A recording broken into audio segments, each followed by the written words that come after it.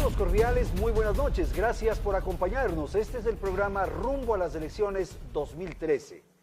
La legislatura tiene algunas asignaturas pendientes. Hay incluso mandatos constitucionales que no han sido resueltos. Hay mandatos ciudadanos que se expresaron en la última consulta popular que no han sido asimismo solventados o atendidos. No podemos olvidar lo dispuesto en la primera transitoria de la Constitución, que concede un plazo de 360 días, a partir de la promulgación de la Constitución de Montecristi, para que sean aprobadas leyes como la ley que regula los recursos hídricos, la ley de aguas como se llama, la ley de comunicación, la ley de cultura, la ley de seguridad pública del Estado. Estas normas, entre otras, que constan en los mandatos de la Constitución, no han sido sancionadas, no han sido atendidas. También, como decíamos, hay decisiones decretadas, podríamos decir, por el pueblo ecuatoriano en las urnas que no han tenido una atención parlamentaria. Vamos a recordar, por ejemplo, la ley de seguridad social que obliga, que establece una penalidad a quien no asegure a sus empleados. También es necesario un nuevo código penal atendiendo, entre otros temas, el delito de enriquecimiento privado no justificado. La ciudadanía se expresa en las encuestas inquieta, yo diría, por tres temas centrales: la seguridad frente al delito, el empleo y la educación. Esos son los tres temas que aparecen en todas las encuestas como preocupación ciudadana. Los asambleístas no pueden ofrecer obras ni responsabilidades que corresponden al Ejecutivo, pero lo que se puede plantear, lo que se puede señalar es atender de alguna manera desde una perspectiva legislativa los requerimientos ciudadanos que hemos señalado en esta introducción. Para hablar de estos temas y otros que surgirán en base a las propuestas de nuestros candidatos, nos acompañan esta noche aquí en el estudio las siguientes personas. Está Marcela Aguiñaga. Ella es candidata a nivel nacional por Alianza País para la Asamblea. También está con nosotros Javier Ortí. Él es candidato a la Asamblea en la provincia de Pichincha por el partido Avanza. Y agradezco la presencia del doctor Luis Morales Solís, quien es candidato a la Asamblea en la provincia del Tungurahua por el PRIAN.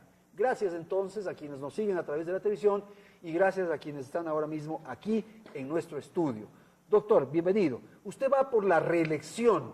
Un poco hemos señalado algo en la presentación, pero ¿qué es lo que se puede hacer y qué es lo que no se puede hacer en el Parlamento? Muchas gracias. Buenas noches. Buenas noches, un saludo cordial a los distinguidos compañeros de esta mesa, al pueblo de Tungurahua con mucho énfasis y a todo el Ecuador. Mire, el tema de la Asamblea ha sido coartado porque han hecho mayoría desde el gobierno. No se olvide que en los últimos días el presidente de la República en una sabatina dispuso a los funcionarios públicos no entregar información a los legisladores para someterlos a fiscalización. Todo eso a raíz de alguna investigación que hacíamos sobre el tema del Banco Cofieg. Es decir, se nos quitó un derecho constitucional a la fiscalización, que es una de las dos funciones que tiene el asambleísta: legislar y fiscalizar. Ahora, nosotros queremos estar en la Asamblea porque conocemos todo el procedimiento que ha ido en una forma no equitativa por parte del oficialismo. La oposición seria, la oposición trabajadora en la legislatura que hemos ejercido nosotros, los del PRIAN, en este momento no ha dado mucho resultado, a más de que sí hemos ganado un prestigio dentro de lo que significa la legislatura ecuatoriana a través de la participación y de los aportes a la legislación. Pero, doctor, ¿qué le hace pensar que en este nuevo periodo legislativo se va a poder cambiar eso, si es que el oficialismo tiene igualmente un bloque muy importante? Bueno, nosotros hemos pedido ya al señor presidente encargado, Lenín Moreno, que levante esa prohibición de que los funcionarios públicos tienen que entregar la información a los legisladores para poder investigar y darles a ellos también la receta cómo han de limpiar el organismo público para que no tengan graves problemas como hasta ahora. Estamos seguros que vamos a tener al menos el 75% de legisladores de la oposición. El pueblo es sabio, va a tener un congreso o una legislación que vaya a enfrentar, no políticamente, pero sí jurídicamente al presidente de la República para que no tenga todos los poderes del Estado. Mire, el día miércoles tuvimos la posesión del nuevo Consejo de la Judicatura. Todos exfuncionarios de este gobierno. El señor Gustavo Yal es secretario particular del presidente de la República. No nos van a decir entonces que no tienen los poderes controlados. En el Poder Legislativo, el señor arquitecto Fernando Cordero, presidente de la Asamblea, en segunda posición para la lista nacional de reelección. Ok, Javier, por favor. El tema está planteado un poco, ¿para qué ir al Parlamento? Sería la pregunta en términos generales. Bueno, muy buenas noches con todos ustedes. La propuesta de Avanza a las listas 8 básicamente presenta un apoyo sustancial dentro de lo que tiene que ver con nuestra ideología socialista democrática para la Asamblea y hacer equipo totalmente con el apoyo que estamos dando al presidente Correa. Estamos totalmente seguros que tanto Avanza como el partido de gobierno vamos a ser mayoría en esta Asamblea y por supuesto, dentro de un Estado democrático, dentro de todo un sistema político, es importante que el gobierno tenga el apoyo de la Asamblea, tenga el apoyo de la mayoría de la Asamblea, porque esa es la única manera para poder traducir lo que es obras como también las normas necesarias para poder implementar. Por supuesto que tenemos que tener proyectos de ley propios por cada bloque, ¿no es cierto? Avanza Lista 8 tiene 8 ejes programáticos en los cuales vamos a proponerle al país un aporte importante dentro de algunos temas, pero en toda la Asamblea, además de legislar y fiscalizar, es tener una actitud responsable, caminar hacia la nueva política y comenzar a avanzar en las propuestas que necesita el país. Pero no me preocupa lo que acaba de decir el doctor Morales en el sentido de no tener independencia, de que la Asamblea se convierta más bien en una dependencia del Ejecutivo y con eso el tema de fiscalización, por ejemplo, quede limitado. Yo no conozco ninguna parte del mundo en donde no exista un gobierno con una mayoría parlamentaria. Cualquier gobierno democrático popularmente electo tiene una mayoría democrática. Unas veces sí, otras veces no. Sí, bueno, en algunos sistemas, por ejemplo, en los sistemas parlamentarios vemos que eso ha funcionado muy bien. Lo que nosotros sostenemos como Avanza las listas 8 es que debemos caminar hacia una fiscalización responsable, ¿sí? Una fiscalización llena de argumentos, llena de información. Por supuesto que tenemos que fiscalizar, tenemos que señalar si hay funcionarios públicos irresponsables, tendremos que sancionarlos y llamarlos a juicio político si es que se demuestra que incurrieron en algún tipo de faltas administrativas, faltas penales, etcétera. Pero tenemos que ser un eje sustancial dentro del proceso de proyectos de ley que presentemos a la Asamblea, en equipo por supuesto, con el gobierno. Pero como Avanza Lista 8 vamos a presentar nuestras propias propuestas y vamos también a tener autonomía en lo que tiene que ver con las decisiones. Vamos a conocer sus propuestas más adelante, doctora. Hola Andrés, buenas noches a todos nuestros televidentes. Bueno, en primer lugar, ir a la Asamblea Nacional, usted lo mencionó con mucha claridad, a legislar y fiscalizar, pero también recuperarla y dignificar la Asamblea Nacional, construir el debate de ideologías, de ideas y no debates viscerales que muchas veces se dan en la Asamblea. Y yo le puedo contar mi experiencia de ministra de Ambiente por 5 años. En innumerables ocasiones yo contesté cientos de pedidos de los señores asambleístas. Jamás se le dieron cuenta los señores asambleístas, que eso lo dice la Constitución, en el artículo 127, que tienen la obligación de dar cuentas también los asambleístas. Jamás se nos dijo dónde terminaron los cientos de papeles que se nos pidieron en una cantidad de información que fue solicitada.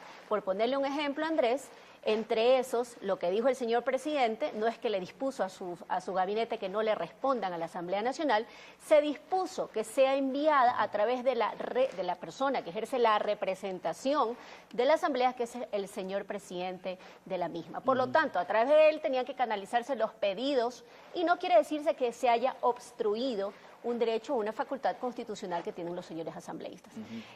Yo creo, Andrés, firmemente, usted, digamos, parte de la ciudadanía me conoce, voy por primera vez a un escenario político como tal, creo firmemente que estamos en los espacios para construir una nueva asamblea, una asamblea donde también recordar a la ciudadanía que en el último tiempo Movimiento País no ha tenido mayoría.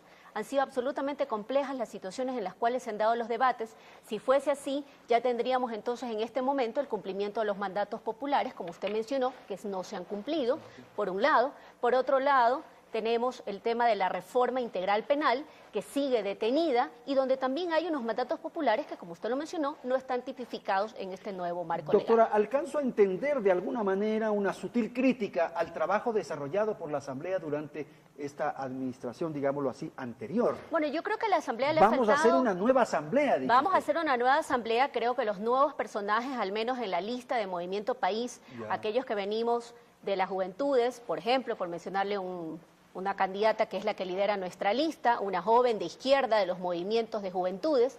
Creo que hay que darles espacios a esos nuevos personajes en el quehacer político, sin desmerecer la experiencia de los políticos de digamos, de mucho recorrido. Claro. Pero creo que hay que dar un espacio para dar esa frescura, dar nuevas ideas, construir el debate desde lo que yo decía, desde las precisiones, los principios, la ideología, pero no por ponerle un ejemplo, Andrés, yo una vez fui al plenario a defender una propuesta legislativa que es la reforma a la ley de Galápagos, y créame, lo que menos hicieron los señores asambleístas fue atender a un ministro de Estado que iba con una propuesta en firme, profundas de cambios para un patrimonio de la humanidad, y a nadie le interesaba. Yo creo que esas son las cosas que hay que cambiar. Y también, así como es de control político los señores del Ejecutivo, los señores ministros y demás funcionarios públicos, también lo son los organismos de control, y también debe darle cuentas los señores asambleístas a sus mandantes dónde terminan sus funciones, a cuántas sesiones van, qué iniciativas tienen, dónde terminan los cientos de pedidos de información, de fiscalización, entre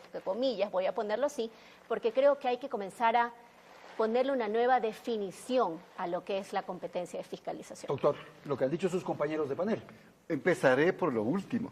Le voy a regalar un cuadernito de estos, señora exministra. ¿Qué es lo que tiene? Aquí está el resultado estadístico de la Asamblea. El doctor Luis Morales es el más alto exponente de la Asamblea Nacional. 202 intervenciones, sí, ahora hemos pasado ya de las 210, porque venimos a trabajar.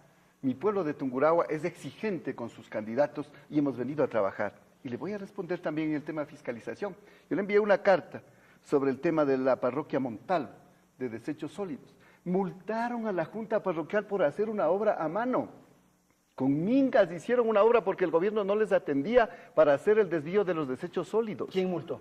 El Ministerio del Ambiente. Con $5.500 a una parroquia. ¿Sabe qué hicieron los pobres de la Junta? Recolectaron fondos de la colectividad para pagar la multa al ministro del Ambiente, al Ministerio, perdón, del Ambiente. Yo defendí a mi parroquia, a la parroquia Juan Montalvo del Cantón Ambato. Mandé una carta pidiendo información, jamás hasta el día de hoy me han respondido. Eso fue antes incluso de la medida del presidente de la República. También le mandamos una cartita en esos días. Bueno, pero tampoco se convierte este diálogo en una auditoría o en una fiscalización. Es que me pidió cuentas la señora ministra. Se vuelve más complicado. Con absoluto respeto. Ahí tenemos que ponernos los dos en contra de la ministra para empezar a hacerle preguntas. A ver, debo aclarar también al pueblo ecuatoriano que aquí estamos con dos señores candidatos oficialistas, el Avanza y el Movimiento País. Yo soy del PRIAN lista 7. Estoy trabajando en una posición seria y constructiva. No estoy injuriando absolutamente a nadie. Yo pedí una información sobre el medio ambiente que le suspendieron a los guías turísticos de Baños, Tungurahua y Cotopaxi. 175 familias dejaron de comer 2 meses, porque les dijeron, ustedes no tienen capacidad. Tenían convenio con otro grupo de guías turísticos, a ellos les dejaban pasar, pero a los de mi provincia y del centro del país no los dejaban pasar. Está arreglado. Está solucionado el tema. Entonces, mire, nosotros enviamos más de 700 cartas de requerimiento de información. Es nuestra obligación como legisladores. Pero sí debemos decirle que, en verdad, el señor Fernando Cordero es el que maneja la agenda legislativa juntamente con el Consejo Administrativo del Parlamento. Y lo que usted acabó de leer en la Constitución está especificado en la Ley Orgánica de la Función Legislativa, que dice que todos los legisladores tenemos el derecho de ejercer la fiscalización. No solamente el presidente. Me parece que es conveniente que la ministra aclare esos dos elementos rápidamente, pero no quiero destinar el programa, como le señalo, a una auditoría de su gestión. No, totalmente de acuerdo. Bueno, no tengo la información que dice aquí el señor asambleísta, pero decirle que yo como ministra he contestado cientos e innumerables, cuando fui ministra, innumerables pedidos de la Asamblea Nacional. Y en el caso de los desechos sólidos, para que vea usted que el marco constitucional hay que respetarlos por todos, es el incumplimiento de las autoridades locales que tienen la obligación de reducir sus altos indicadores de contaminación. Está en la Constitución. Eso está en la Constitución. Ya. El manejo de los desechos sólidos no le Es corresponden responsabilidad de al los Ejecutivo, municipios, le ya. corresponden al municipio. Claro. Y el Ministerio del Ambiente, digamos, ha tenido que actuar porque si la contaminación quedara en la jurisdicción correspondiente no hay ningún problema. Pero eso no sucede, le pasa la cuenta a todos los ecuatorianos. Por eso el Ejecutivo ha tomado la responsabilidad de poner sanciones. Y déjeme decirle que la sanción ha sido mínima, porque es el mínimo legal, pero seguramente es, mucho. pero no se trata aquí de que si es una clase vulnerable o no, se trata de si se cumplió o no la norma constitucional, si se cumplió o no la ley. Ahora, simplemente para aclarar, de lo que explica el asambleísta es de una junta parroquial. Sí, sí, claro. A quien le correspondía eso era al municipio, al cantón, no sé. Y ahí es donde había una disputa de jurisdicción, me parecería. Bueno, sobre hay el un manejo de los problema desechos. sobre el tema del desecho Claro. sólido y básicamente es por una fuente de contaminación por Ya. la cual se ha establecido una sanción. Perfecto. No sé si Javier quiere comentar y luego vamos a retomar el tema de las tareas parlamentarias. Bueno, en realidad yo tampoco quería caer en el tema de, yo creo, en el tema de auditoría al Ministerio del Ambiente. Yo propongo que aquí se analice qué es lo que vamos a llevar hacia la Asamblea. Porque la siguiente sería, por ejemplo, una auditoría al trabajo del Instituto Ecuatoriano de Seguridad Social, ¿no? Bueno, yo tengo a bien decirle que Tal tengo el vez. orgullo de ser parte del equipo que ha liderado la revolución institucional del IES. Fui parte del equipo del Banco de la Seguridad Social. Estuve a cargo en un inicio junto con otros compañeros en el tema de los préstamos hipotecarios y también en el tema de los negocios fiduciarios inmobiliarios, en donde hemos generado una cantidad impresionante de empleo y hemos únicamente aportado al crecimiento económico dentro del ámbito de la construcción. Así que bienvenidos a esa auditoría. Y se vuelve interminable porque yo tendría que preguntar y hacer también Así es. sobre los tributos del abogado Álvaro Noboa, por ejemplo. Entonces se vuelve ya complicado que cada uno tenga que... Sí, no, pero no hay problema. No, pero es que yo Aparte, lo que propongo... yo soy abogado. Ya, lo que más yo propongo legislador. es que más bien... Y amigo de Álvaro Noboa. Hablemos sobre lo que se puede hacer, lo que no se puede hacer y fundamentalmente lo que está pendiente, las asignaturas pendientes del Parlamento. Ya, perfecto. Me voy a referir a algo que con mucho interés le escuché a la doctora Aguinaga, que decía sobre el Código Integral Penal. Mire, en el tiempo de García Moreno se hacía códigos penales para intimidar a la población. No podemos regresar a eso. Sí estoy de acuerdo en la acumulación de penas a los delincuentes que cometen 1 o 2 o 3 o más crímenes y se les da solo una sanción. La pena acumulativa avanza hasta los 40 años. Eso es muy interesante. La tipificación expresa del sicariato, que es un delito que se implementó en el Ecuador, ¿a raíz de qué? De la reforma introducida por los señores asambleístas, lamentablemente tengo que decir, del gobierno, que pidieron la reforma a la ley de migración, que eliminaron la carta de antecedentes penales de los ciudadanos que ingresan al Ecuador. Vienen acá buenos ciudadanos, pero también vienen de los otros, que organizan bandas delictivas acá, y no hay sanción, no hay un eje penal para que se sancione a esos temas. Nosotros estamos plenamente de acuerdo con el Código Integral Penal, pero no para sacudir tampoco a la protesta social, en donde diga que reunirse más de 5 personas sea un delito, o en donde diga que la protesta social, como los señores 10 de Luluncoto, sea un delito de terrorismo, por favor. Eso no queremos en el Código Penal, intimidación a la población, castigo al delincuente, porque también es cierto que los ecuatorianos ahora viven en puertas de acero, en murallas, y ahora hasta con cables de alta tensión. Entonces, eso es gravísimo. Los verdaderos presos somos los honrados y los delincuentes andan libres. Pero ahí ya estamos 7 años en esta revolución y no hemos visto ningún resultado positivo para cambiar esta situación. Doctora. Bueno, solamente para comentar que me agrada escuchar el nivel de debate en el sentido de que se reconoce que es importante llevar adelante esta reforma integral. Por eso se llama el Código Integral Penal. No solamente es la tipificación de nuevos delitos de los cuales se han vuelto cotidiano para nosotros los ecuatorianos, como el secuestro express, como lo que usted acaba de hablar del sicariato. Que el sicariato no es solamente un problema de los que vienen y migran al Ecuador, es un problema también enraizado en ciertos sectores de nuestra población. Están usando a nuestros jóvenes, a nuestros adolescentes, para incitarlos a ser parte de esta conducta delictiva. Por lo tanto, es importante reconocer que ese es un buen punto de partida, tenemos que reformar urgentemente nuestro Código Penal, pero no solamente nuestro Código Penal, también es el Código de Procedimiento Penal que permite en mayor y en forma más eficiente la oralidad y el debido proceso de manera inmediata, de manera que los procesos no duren tanto y podamos tener personas detenidas violentando su principio también de inocencia. Por otro lado, Andrés, es ese Código de Ejecución de Penas, que también deben ser, digamos, revisados. Es muy antiguo el que tenemos, totalmente desarticulado con nuestra Constitución garantista por la cual votó el pueblo ecuatoriano. El gobierno nacional, y es parte de la política que hemos tenido, el tema de inseguridad no solamente se va a atacar a través de las leyes. Las leyes son los medios, no son el fin, y no podemos perder esa discusión. La seguridad social, la seguridad en términos generales, o atender los problemas de inseguridad que tiene el Ecuador, tiene que ver con, sí, tener una norma legal adecuada, coherente, aplicable, pero también que con el fortalecimiento de todo el proceso de la Policía Nacional, la forma de reclutamiento, los concursos, el fortalecimiento de infraestructura, entre otras cosas, el cambio de los hábitos también de cultura que tenemos que tener los ecuatorianos. Por lo tanto, todos estamos de acuerdo en que eso es uno de los temas radicales, importantes, y Andrés, usted lo mencionó, de las mayores preocupaciones que tienen los ecuatorianos. Y vamos a profundizar ese tema, tengo que ir a la publicidad y retornamos para pedir a los candidatos a la Asamblea algunas referencias, algunas reflexiones en torno a este tema que es el que aparece primero en todas las encuestas. La delincuencia, la inseguridad, lo que ocurre en las calles y plazas de nuestro país. Ya retornamos.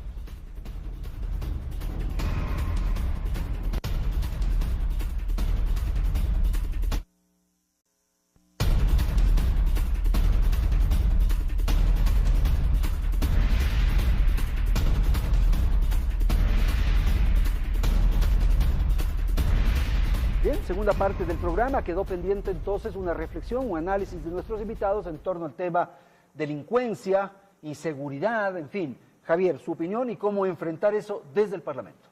Bueno, nosotros, Avanza, las listas 8, estamos proponiendo la cero reincidencia. Algo concreto, sin más allá de ahondar en lo profundo del tema administrativo de la policía, del tema del sistema carcelario. Nosotros estamos proponiendo el topar el tema de la reincidencia. ¿Qué está pasando ahorita en las penitenciarías, en las cárceles del país? Que es una universidad del delito. Entonces, ahí comparto mucho con Marcela lo que decía en la reforma también, el tema de la ley en el procedimiento penal. Y es que el delincuente entra y sale y generalmente comete el mismo delito más de 2 o 3 veces. Entonces estamos proponiendo nosotros aumentar la pena en el tema de la reincidencia. ¿Cómo lo manejarían? O sea, el delincuente que cometa más de 2 reincidencias en el mismo delito, se va aumentando la pena. Ya. De 5 en 5 años, para así evitar que los delincuentes sigan reincidiendo en las penas. Y así tendremos expertos en robos, expertos en hurtos, expertos en varios tipos de delitos. Entonces, pongo acá, someto al debate esta situación porque deberíamos ir aportando cada partido político, cada candidato a la Asamblea, cada grupo político, un tema importante para el tema de la seguridad. El tema del Código Penal es fundamental, esta reforma que se está planteando, o esta elaboración de un nuevo Código de Procedimiento Penal, del Código Integral Penal, el Código de Ejecución de Penas, en fin. Pero eso requiere de un trabajo muy serio, muy responsable, pensando a largo plazo. Alguien decía, Marcela, que los alemanes, para hacer su Código Penal después de la guerra, tuvieron que pasar 30 años, o sea, con un trabajo de enorme responsabilidad. Bueno, nuestra legislatura tiene también una base fundamental en la escuela alemana, en la escuela italiana, en la escuela argentina, y por lo tanto sí tenemos una buena base del Código Penal que ha durado muchos años con sus reformas y todo. El Código Integral Penal sí recoge lo que usted dice, compañero. El tema de la reincidencia, lamentablemente tiene que haber sentencia. Los fiscales en el año 2001 se reformó el Código de Procedimiento Penal y ellos tenían la obligación de seguir el proceso hasta sentenciarle al delincuente. Pero vaya a ver usted qué ha pasado. Nada, no ha pasado. Más o menos como el señor Chiriboga ahora con el caso Valija, con el caso Cofieg, no ha pasado es nada. Eso es falta de aplicación debida de las leyes que sí han existido. En este Código Integral Penal, lo que nosotros proponemos es la prevención también del delito. Pero ¿cómo podemos nosotros decir que hay una prevención para la juventud, que era preocupación de la señorita Aguinaga, cuando van a ingresar a la universidad y les mandan exámenes del CENESID a 162,000 y entran 60,000 estudiantes? Los 100,000 jóvenes no tienen derecho al primer empleo que habla la Constitución. ¿Qué van a hacer? A caminar en las calles, a lo mejor a ser víctimas de que les recojan para el sicariato, o a lo mejor unos muchachos sin horizonte. La prevención tiene que ser aumentar la educación desde la escuela, desde la universidad, a todos los jóvenes darles la oportunidad. Pero eso no se define en el código. No, sí se puede. Esas son políticas nacionales. Es que mire, a ver, yo le doy una demostración. Sí. En el código se habla de la ejecución de penas y ahí les ofrecen a los presos, van los del CENESID, a los presos a ofrecerles cupos de la universidad. Dicen, ¿quiere estudiar? Venga. Por eso es que un joven me decía, doctor, ¿qué hago para irme preso? Digo, ¿por qué? Porque en la cárcel le están ofreciendo cupos para la universidad y a los que estamos libres no nos los quieren dar. Entonces, hay que ver la prevención a los detenidos. Sí, lo que debe ser es que van a los centros de detención para darles capacitación, darles formación. Les han ido a ofrecer, por Es un supuesto. desconocimiento de la política de cambio de la educación superior Ahora, que está en la rehabilitación, don Andrés, en la rehabilitación tiene que haber el trabajo para que los que están internos allí produzcan por lo menos lo que consumen, pues, su alimento, su techo, y guarden algo para que cuando salgan libres no sean presa fácil de la reincidencia del delito y tengan algún dinero para reinsertarse en la sociedad. Pero eso tampoco es legislación, esas son políticas. Sí, pero Hay que definir. debe darse la legislación para que el Estado ejerza la política. Si nosotros le damos un buen código penal, un buen código de procedimiento penal y un buen código de procedimiento penal, el Estado tiene la herramienta para exigir a los jueces y fiscales que cumplan con su función. Doctor. Sí, bueno, yo decir en primer lugar que hay un desconocimiento aquí de lo que ha sucedido con el tema de la transformación de la educación superior. En el caso de la educación superior, lo primero que ha hecho este gobierno, y como lo dice el presidente, se ha jugado muchas veces su capital político, tomando decisiones complejas. No puede ser que se permitan universidades que a usted le dan media capacitación, cobran lo que les da la gana en el caso de las privadas y resulta que le dan un título de cual usted después no tiene la capacidad, la actitud y la aptitud para ejercer esas condiciones profesionales. ¿Qué están haciendo? Jugando con el futuro y la esperanza y toda la entrega que hacen los jóvenes de nuestra patria. Por lo tanto, no es que se está rechazando el ingreso a la universidad, todo lo contrario. Nuestra norma constitucional dice que la educación superior debe ser gratuita y debe tener acceso universal a aquellos que lo desean hacer. Pero Andrés, yo cuando fui a la universidad también tuve que dar un examen de ingreso. Y si usted no pasa el examen de ingreso, no puede entrar a estudiar. Lo que quiere decirse es que aquí se necesita poner las cosas bastante claras y, como usted lo mencionó, son parte de las políticas públicas. Y a los jóvenes que no han pasado sus exámenes de ingreso, lo que se está haciendo es darles cursos de nivelación, capacitación, para que tengan una alternativa. Aparte de eso, decir y pensar que ahora hay que estar detenido para que le den es totalmente soslayar y mentirle a la ciudadanía de la forma más categórica. Al decir eso, doctor, todo lo contrario, aquellos que están presos, ¿acaso no tienen derecho también a estudiar en cualquier actividad o habilidad u oficio que le permita, cuando esté rehabilitado, reinsertarse a la sociedad y tener una alternativa para su familia? Porque esa persona también tiene hijos, tiene madre, tiene hermanos, etcétera. Lo que quiero decirle es que lo que está haciendo el gobierno nacional es impulsar una reforma, como usted lo mencionó, tiene que ser integral, no puede ser por parches, tiene que atender las necesidades actuales de los ecuatorianos y de las ecuatorianas, que nos preocupan, como usted menciona, vivir tras rejas, que no solamente el tema de la seguridad desde ahora, pues de hace 6 años, como dice ahora, toda la problemática de inseguridad y delincuencia se refiere solamente al gobierno de Rafael Correa. Estos problemas vienen en crecimiento desde hace mucho tiempo atrás, que falta de una política social clara, la atención a ciertos temas y problemáticas de productividad en ciertos sectores, entre otras cosas. Por lo tanto, yo creo absolutamente importantísimo, Andrés, la necesidad de llegar a legislar para la mayoría. Ok.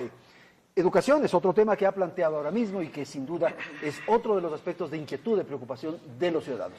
Claro, probablemente ahora provoca mayor atención el de la educación superior, pero en general, la educación, por favor, Javier.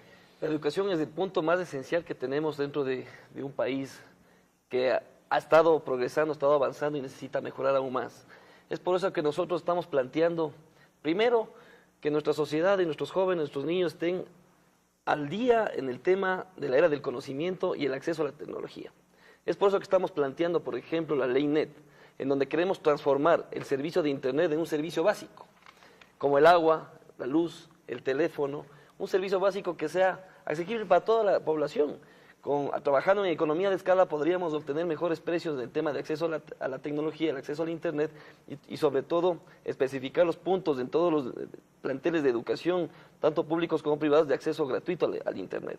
Y así podríamos ir trabajando en temas de educación importantes como por ejemplo el dotar al estudiante, ya no una mochila escolar manual que costaría lo mismo que comprarle una tablet de este porte, fabricada y producida aquí en el Ecuador, que tenemos ya los estudios.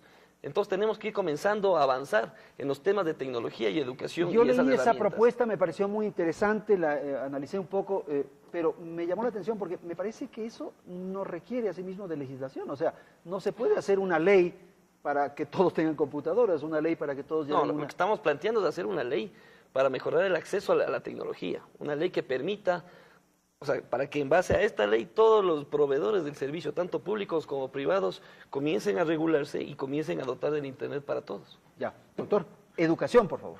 Por supuesto, y yo comparto siempre con lo que dice la doctora Guiñac. Ay, qué bueno, Que imagínese. respete la Constitución. ¿No ve que en Montecristi los dieron unos cantos de sirena hermosos que nos decían la justicia indígena va a mejorar?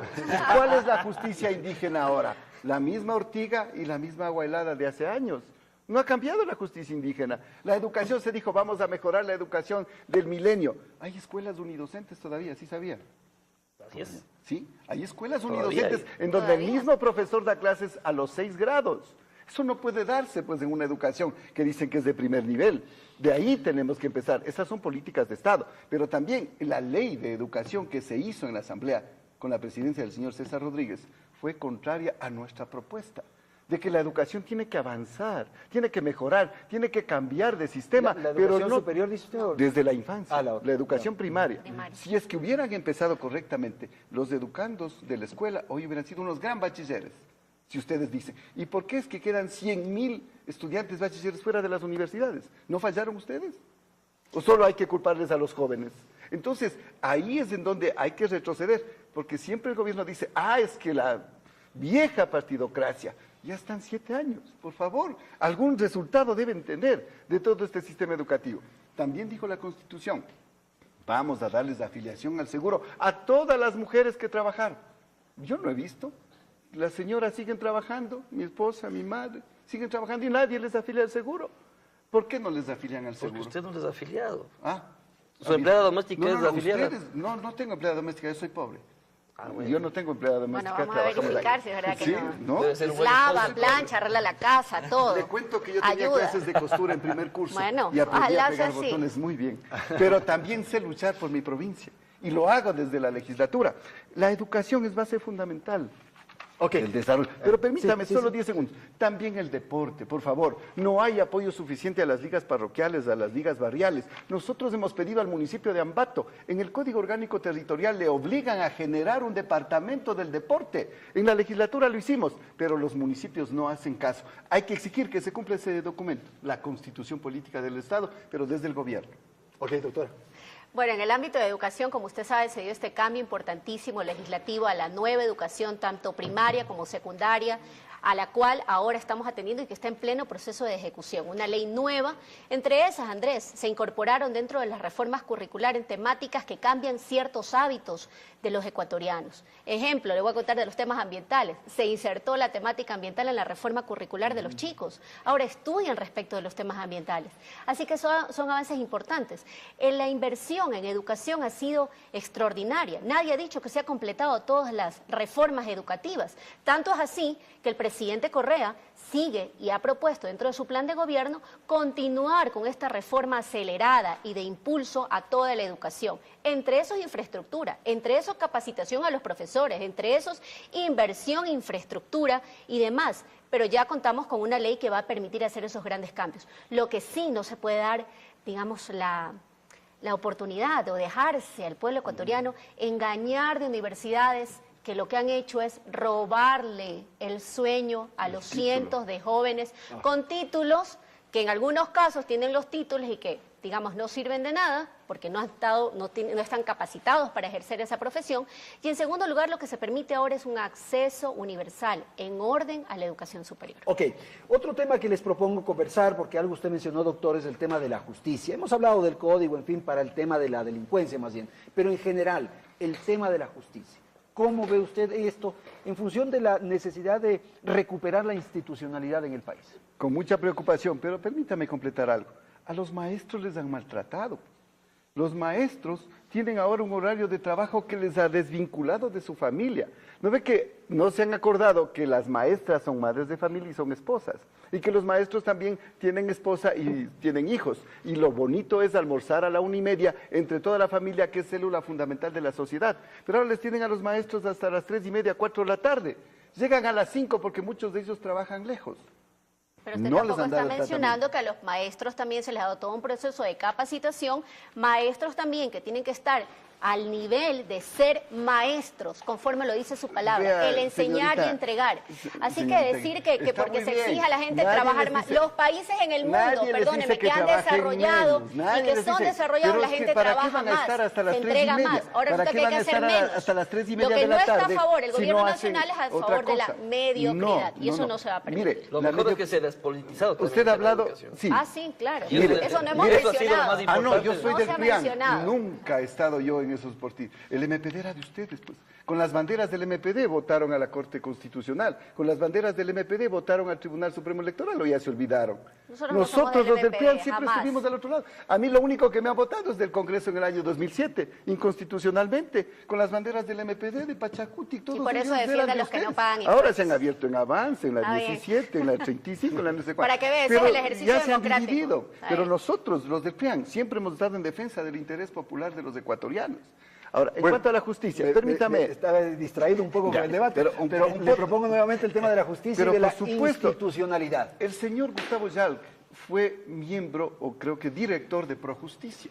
Y se inventaron una serie de cosas de reformas de la justicia. Tumbaban paredes y unían juzgados. Decía, a ver, el juzgado tercero con el cuarto van a ser uno solo desde ahora. No dio resultado, volvieron a levantar las paredes y pusieron otras computadoras. Así no es el cambio de la justicia. El cambio de la justicia, primero, independencia absoluta de los otros poderes del Estado. Si es que hay una justicia que no responda ni al Ejecutivo ni al Legislativo, vamos a poder salir adelante.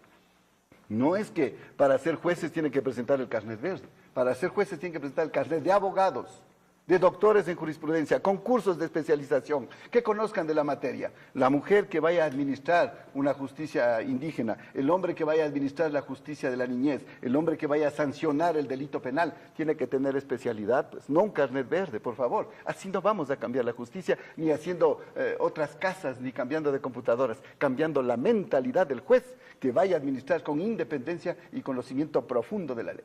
Javier. Yo creo que dentro de los cambios fundamentales que ha implementado el actual Consejo de la Judicatura, es muy importante resaltar dos aristas fundamentales: el camino hacia la justicia eficaz y hacia la justicia eficiente, que son totalmente diferentes. La justicia eficiente es todo este cambio administrativo de modernización y tecnologización de la justicia. Antes recordemos cómo era el hecho de ir a averiguar en qué estado estaba el juicio. Nos encontrábamos con un tema de... Yo encontraba como abogado, yo soy abogado también. Ah, los tres son abogados. Sí. Yo me acuerdo, a mis 19 años trabajé en todo lo que tiene que ver con habeas corpus y a nosotros nos tocaba recabar la información de una manera sumamente manual. El habeas corpus antes era de los municipios. Yo trabajaba en el municipio de Quito. Pero usted no era abogado a los 19 años. No, yo era estudiante. Ah, eso sí. Yo trabajaba y estudiaba al mismo tiempo. Como hemos hecho la mayoría. Yo pensé que ha comprado el título donde el señor también. Delgado. Muy rápido a los 19 años. Yo sí tengo los títulos totalmente en orden y las tesis totalmente propias. Así que no, eso no es ningún problema. Y lamentablemente el país, cuando tiene que proponer cosas positivas, nos estamos ahondando ahora en debates sobre las tesis de algunos funcionarios públicos, cuando eso no se debería... Es un tema de ética. Sí, es un tema de ética que debería si al tratar el joven Ecuador. estudiante le piden examen para entrar a la universidad, ¿cómo no le van a pedir al gerente del Banco Central por lo menos una norma básica de conocimiento de economía? Javier, es probable que nos distraigamos en esos temas, Sí, es sí. verdad, pero es un tema de ética. Y el país tiene que tener valores, tiene que tener temas de ese orden. Y eso Pero a es quien fundamental. debe juzgarse e indicarse con el dedo es al que irrumpe en la confianza que le damos los ecuatorianos. Y el que va al no homenaje es al también, revés, o el que pues. le hace el homenaje Y también. no al revés. Todos están ahí. O Y el sea, que le eso nombra. está Y ahí también claramente, ya podemos debatir claramente. mejor porque ya me Claramente. Bueno, no estábamos hablando de justicia. A ver, Sí. pero es que es parte de la Bueno, y justicia. por el lado de la justicia eficaz, por ejemplo, eso sí va de la mano con lo que estábamos conversando hace un momento, de crear las normas necesarias para que los jueces nombrados, y no me quiero meter mucho en el tema de que si tienen el carnet verde, antes tenían el carnet amarillo y así varios carnets. Los jueces que hayan nombrado con el proceso que se haya Cuidado, es que hay nombrado... que tener cuidado, Javier, porque también puedes decir el carnet naranja. Y ahí hay problemas con director de su partido. Bueno, ahora los naranjas están en todos los partidos políticos y el pueblo juzgará cuáles hemos sido los más coherentes dentro del tema de ideología. Lo que se aspira y es que la justicia sea independiente. Eso sí, yo creo que es un anhelo de todos. La separación de poderes es fundamental dentro de un partido democrático. Porque esto da la vuelta, Andrés. Javier, y mañana ustedes van a estar en otro andarivel y sin una justicia que les ofrezca o les garantice la posibilidad de eficiencia y eficacia, como usted dijo. Por supuesto que sí, nosotros estamos totalmente de acuerdo que la separación de poderes y la independencia, en este caso de la justicia, es fundamental en el país. Pero vamos caminando y vamos avanzando hacia una justicia mejor y apoyando lo que ha sido bueno y por supuesto que criticando y sugiriendo cosas mejores para mejorar el tema. Doctora, con usted terminamos el tema de la justicia. Sí, básicamente decir en primer lugar que no ha habido gobierno que ha fortalecido otras funciones del Estado, primero asignando todos los recursos necesarios para esos cambios y esas transformaciones.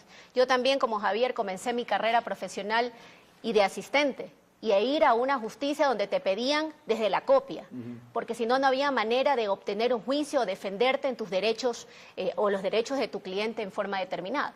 Por lo tanto, creo también, y debe decirse y recordarle aquí al señor asambleísta, que en el mayo del 2011 también el pueblo ecuatoriano se pronunció en las urnas respecto de cómo era la selección del Consejo de la Judicatura, pero parece ser ahora que lo olvidan. Son de estas ternas de las diferentes funciones conforme se pronunció el pueblo. Por lo tanto, a esos mandantes, señor asambleísta, es al que usted tiene que responderle. Y esas ternas fueron enviadas por las diferentes funciones conforme determinó el pueblo ecuatoriano. Ahora se dice que el señor Gustavo Yal pues ya está, como es del gobierno, como trabajó en el gobierno, pero todo el mundo sabe la trayectoria que tiene el señor Gustavo Yal en los temas de modernización de la justicia, no es improvisado, no es de ayer.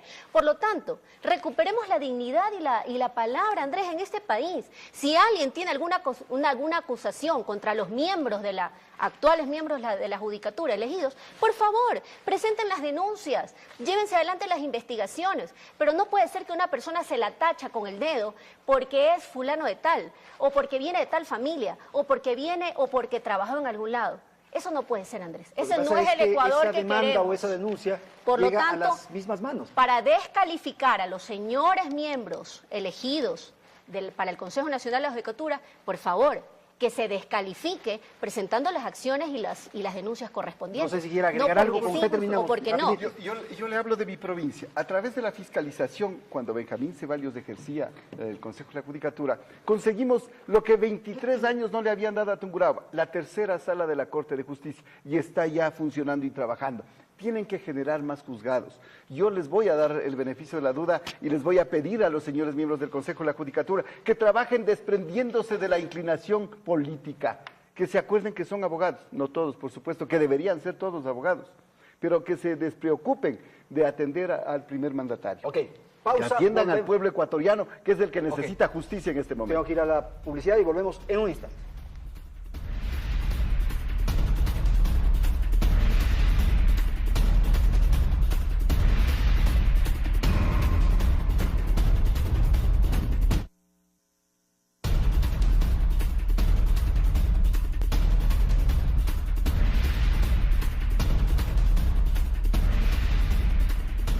Bien, vamos entonces con nuestro siguiente segmento del programa y quisiera pedirles a los panelistas que comenten y planteen sus propuestas en torno al tema fiscalización. Hemos hablado algo de legislación, claro, cada uno tiene su plan, su propuesta, quizás al final les podamos dar un minutito para que hagan conocer así de modo muy sucinto cuáles son sus planes, pero fiscalización, que es otra de las responsabilidades que establece la Constitución para la Asamblea, por favor. Avanza las listas 8, somos muy conscientes que debemos en la Asamblea tener una fiscalización responsable, una fiscalización en donde reúna todos los requisitos, todos los argumentos necesarios y como lo dije anteriormente en el otro segmento, si es que se debe sancionar a un funcionario público que ha incurrido en alguna irregularidad, por supuesto que tenemos que apoyar ese tema. No quiero decir que el gobierno sea perfecto, no, ningún gobierno es perfecto, no todos los funcionarios de un gobierno van a ser perfectos, no todos los funcionarios de los organismos de control van a ser perfectos, y los que no hagan bien las cosas se tendrá que hacer, pero eso sí, argumentando bien la posición, analizando toda la información, los pedidos de información que a muchos funcionarios públicos sí nos han pedido, y sobre todo, por supuesto, con toda esa información, no entrar en un tema de inquisición, sino un tema de fiscalización responsable. Pero también, Javier, liberar un poco ciertas cadenas, ciertos mecanismos que parecerían más que para proteger esto que usted está señalando, es para proteger eventuales hechos de corrupción. Entonces, todo lo que ocurre alrededor del CAL, todo lo que ocurre alrededor de la Comisión de Fiscalización, me parece que podría ser revisado. Puede ser revisado y para eso va a haber una nueva asamblea y por supuesto incluso. Que la Comisión de Fiscalización va a ser una nueva comisión y los integrantes que vayan a conformar esta nueva Comisión de Fiscalización tendrán que analizar y emitir un nuevo procedimiento para tener, vuelvo y repito, una fiscalización responsable. Doctora. Bueno, el gobierno nacional creo que ha sido uno de los gobiernos más fiscalizados en la historia del país y yo en mi experiencia de ministra cientos de veces acudí y contesté los pedidos de los señores asambleístas. Pero también el fiscalizar, Andrés, tiene que inaugurarse en el sentido de la dignidad en este país. ¿Qué quiere decir eso? Fiscalizar no es coger y gritarle a alguien un improperio en la mitad de una sesión. El fiscalizar no es ir a hacer un show porque hay que llevarlos al plenario y como tengo inmunidad parlamentaria puedo decir, hacer lo que sea como a bien tenga. Eso no es fiscalizar. Fiscalizar es dar cuenta si se cumplió o no con la Constitución y la ley. Y, por supuesto, establecer y dar esas respuestas a aquellos que nos han elegido en las urnas.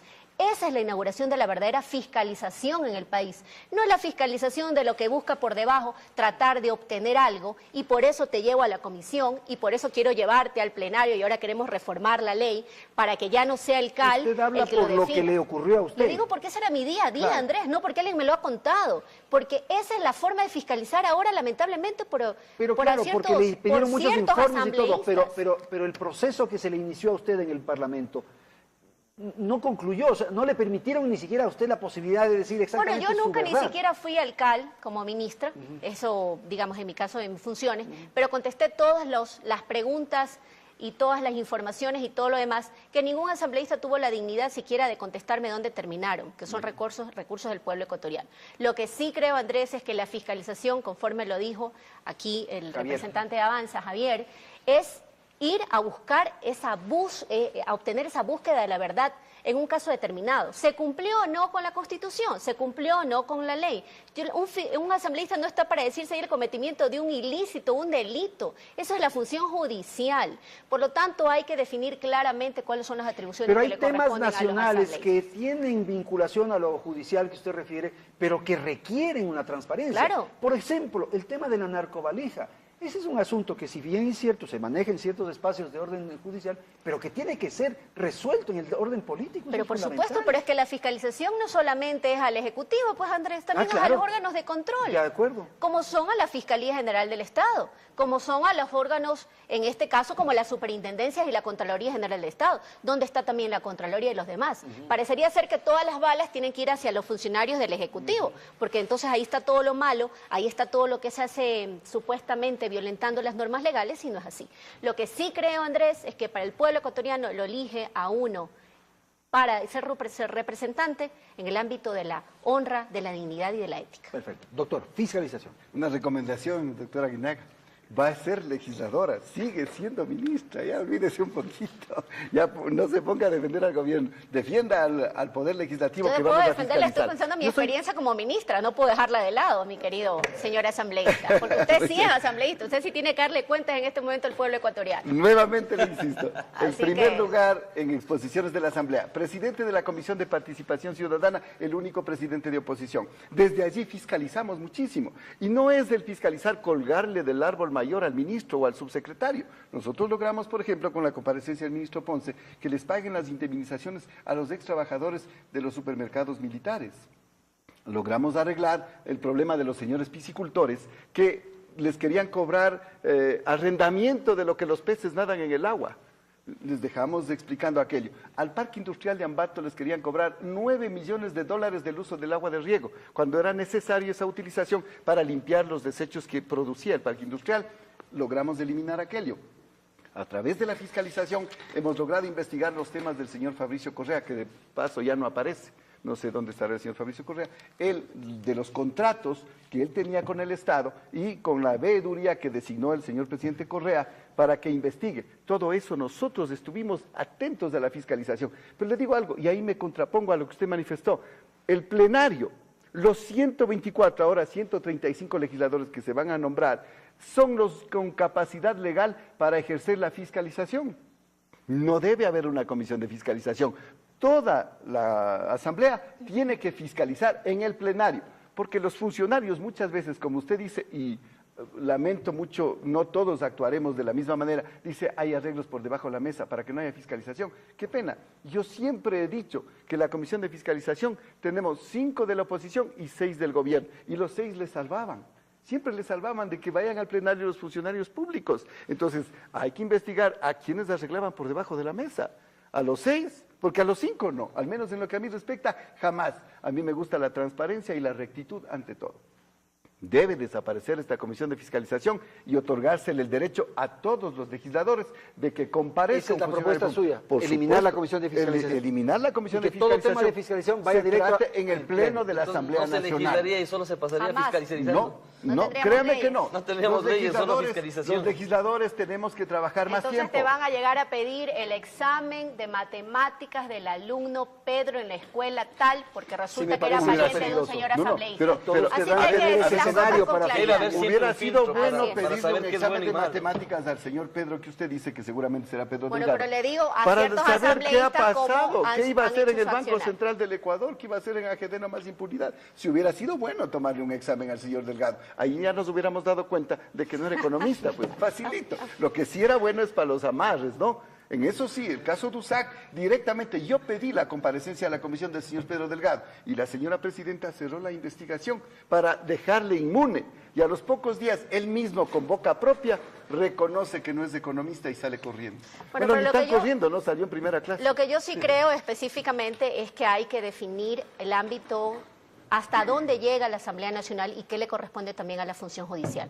Usted lo menciona, si hay el cometimiento de un delito, le corresponde ejercitar todo su poder y toda tu potestad a la función judicial. yo le pedí al Por lo señor tanto, fiscal, doctora decirle que en Aguilar. el caso de Pedro Delgado es un traidor, y es un traidor no solamente a la confianza del señor presidente, es un traidor a los que confiamos, entre esos Vea, todos yo los le dije al señor ecuatorianos. ministro fiscal, ¿cómo Aquí es hay que posible ponerle el haya dedo 7 al traidor, no al que confía. Vea, yo le dije al señor ministro fiscal que estuvo en la comisión de fiscalización, señor fiscal, yo soy abogado, doctor en Derecho, ¿cómo es que hay 7 presos por el caso narcovalija por ir a retirar la droga? Y de donde mandaron, que es del Ecuador, no hay ni uno. Ahora, veo que están culpándole a un perro, no sé de qué partido sea. No sé. Voy a ir a un Llamarle corte así. comercial, volvemos en un instante para dar la oportunidad, 1 minuto a cada uno para que haga conocer su propuesta, su plan en caso de llegar a la Asamblea Nacional.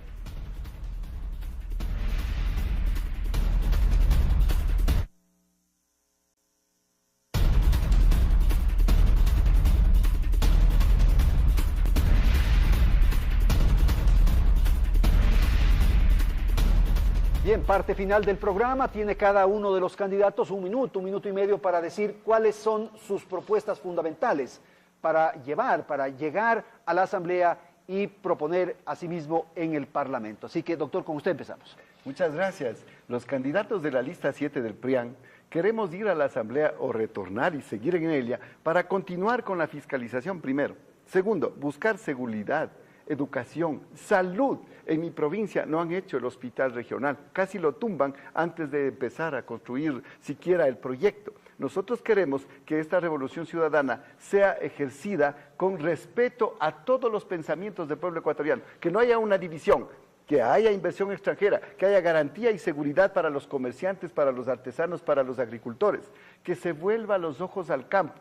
No es posible que 7 ministros de Agricultura no hayan hecho absolutamente nada por la agricultura, ganadería, artesanía. Queremos trabajo para los ciudadanos. El bono solidario se mantendrá con el PRIAN. Nosotros vamos a continuar apoyando ese bono solidario, pero queremos generar también un bono de la microempresa para que puedan generar un autoempleo y prepararse para su economía en adelante.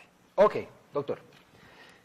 Avanza las listas 8, ya hemos mencionado el tema de seguridad con cero reincidencia, hemos mencionado el tema de la ley NET, pero también queremos resaltar lo que Andrés dijo hace un momento, no solo el tema de hacer leyes, sino también de tomar los temas pendientes que hay dentro de la Asamblea actualmente y dentro de lo que decidió el pueblo ecuatoriano con la consulta popular.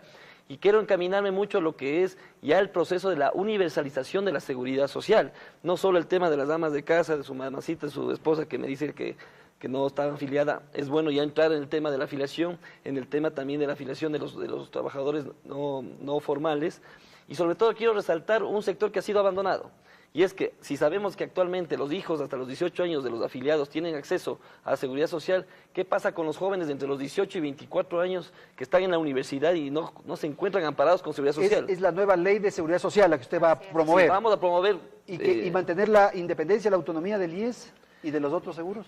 Estamos estudiando la posibilidad de cómo vamos a revisar el tema del caso administrativo del IES. Sí, para que no se convierta en una dependencia del gobierno. Exactamente. Entonces, más que una dependencia del gobierno, que sea más gobernable el tema de la toma de decisiones dentro de la seguridad social. Entonces vamos hacia el seguro universitario también, para así poder abarcar y prepararnos de manera paralela dentro del tema administrativo con la mejora de las prestaciones de la seguridad social, tanto también en el tema normativo con llegar a esta universalización. Okay. Doctora, ayúdeme, un minutito. Movimiento Alianza País Lista 35 irá a impulsar primero a dar cumplimiento a los mandatos populares que hasta el día de hoy no se han resuelto en la Asamblea Nacional y están pendientes. Impulsaremos esa reforma a la ley de tierras, a la ley de aguas y por supuesto Marcela Aguiñaga no va a poder dejar de lado todos los temas que tienen que ver con la preocupación de la ciudadanía, los temas como la reforma al Código Integral Penal y los temas ambientales, impulsando ese Código Ambiental. Es decir, vamos a llevar adelante todos los ejes de la revolución ciudadana, impulsándolos, no siendo sus obstaculizadores, todo lo contrario, impulsando con mucha fuerza para que la patria quede para siempre. Muchísimas gracias a Marcela Aguiñaga, Luis Morales y Javier Orti, que han estado esta noche aquí en el estudio principal de Canal 1. Felicidades, hasta la próxima semana.